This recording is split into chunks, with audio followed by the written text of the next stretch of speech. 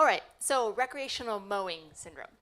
So if you all of a sudden get a buzz when you see your mower or your neighbor grab their mower, and if you have to get one of yours, and if you love the fumes of your leaf blower or the vibrating of your weed whip or looking at all the chemicals in your garage or the oscillation of the sprinkler, you may have recreational mowing syndrome. No worries. This may have evolved from when we were cavemen.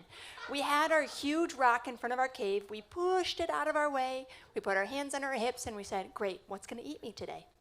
And we felt a little self-assured if when we looked out, all the grass was flat, so that saber-toothed tiger we could see coming. We've evolved a little bit in our thoughts. And see, when we were rich over in England and Britain and we said, hey, we really want to play croquet and all those like fancy yard games, we realized that we couldn't in the long grass. So at that time, they had their slaves, unfortunately, trim their grass for them. It wasn't very effective, though. So when we came over to America, we brought our livestock. And we realized that our livestock is picky. Our livestock has a refined palate, and they really only like the grasses and the flowers found in Europe and England. So we brought 22 invasive species, including the turf grass and dandelions, to feed our livestock. We brought them here. Then there was this fancy guy who made this lawnmower, and this lawnmower was so heavy, you had to be a beast to push it, and you had to be very rich. So there was a little shift in that our front yards were no longer the place that we used to have our premier vegetable gardens. They were now flat grass because it had to be pretty for the passerby. Then we had the explosion of subdivisions. So it became a norm in our society to have these really lavish front yards that were set back from the street. They had grass between me and the neighbor and grass between our sidewalks, and we all had to look the exact same. Very important detail. Everybody's yard had to be clipped perfectly. It was hard to do because there was no pesticides or fertilizers or anything like that back then until World War II, when we experimented a lot. There was this really great chemical for killing stuff called DDT, but it was so good at killing stuff, it actually made all the eggs of our raptors soft. So when the eagle went to incubate its egg, it cracked it. So we've come away with our chemicals, but we've become infatuated with turf grass. So much so that we have more turf grass in the United States than we do irrigated corn and soybeans combined. We have so much turf grass, we can literally cover the state of Texas with it. So we have built an empire of turf. So you mow grass because your parents mow grass. Your parents mowed grass because their parents mowed grass. It is a habit that we cannot get out of until a catastrophic event like COVID taught us that when you went home and you sheltered in place, there's really nothing to do but go in your yard. And that's where you can find wellness. So maybe our vision of this American dream can change. This is my crazy yard. It's crazy. I have a lot going on, but I'm experimenting. See all those red circles? I don't use any of that. So I thought, why don't I dig a little deeper and figure out what I can do? And maybe you could too in your yard. If you want to know what's going on in there, there's some of these apps that can get you pretty close. My favorite is Seek. I was walking in my prairie and I saw this giant loogie sitting on one of my plants, and I was really excited about it, so I wanted to figure out what it was. It's actually a bug called a spittle bug that its nymph makes this secretion to protect it. When you think of prairie or going wild in your yard, this is what you're probably thinking.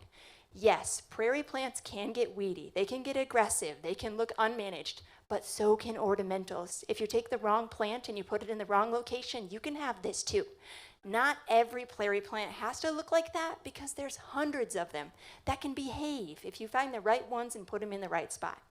This chunk of property is called a health strip. It's the most hellacious part of your yard. It's salty, it's compacted, dogs like to piss there. It's not great for anything really.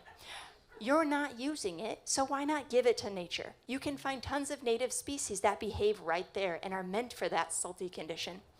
When you do that, it's very different. It's like Eric was saying, it's hard to perceive that as normal. So you're going to need to educate your neighbors. You're going to need to be that Lorax, stand up on your stump and tell people that this is okay. It's intentional. It's supposed to be here.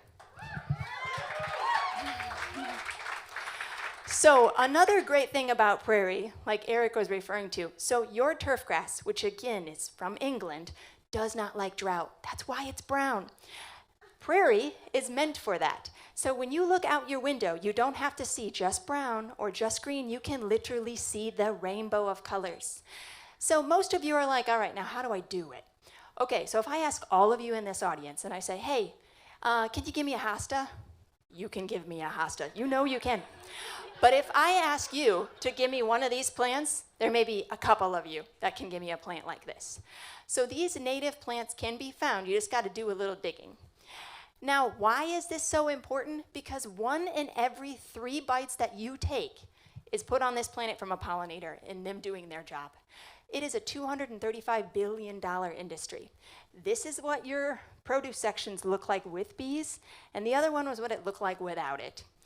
So the whole concept, if you build it, they will come. Most of you are afraid of spiders. Most of you don't like spiders. So if you put a prairie in, you get these wicked things. These are mud daubers. They make mud enchiladas on your house. They grab a spider, they paralyze the thing, they drag it into the mud enchilada, put an egg in there and close it off and their baby eats it. Nature's weird. All right, guys. So this is what Iowa looked like in yellow before settlement. 30 million acres of prairie. This is what Iowa looks like now, 350,000 acres of prairie. We right here have the most altered landscape in the entire world. There is nobody that changes their landscape more than we do. The Great Barrier Reef, the tropical rainforest, they're endangered, but the tall grass prairie that we're supposed to be standing on is the most endangered thing. The average landowner spends 16 days of their life mowing their yard. If you know somebody with recreational mowing syndrome, help them out. Help them park that mower, tell them to get on their Google machine, and find a thing to do with nature.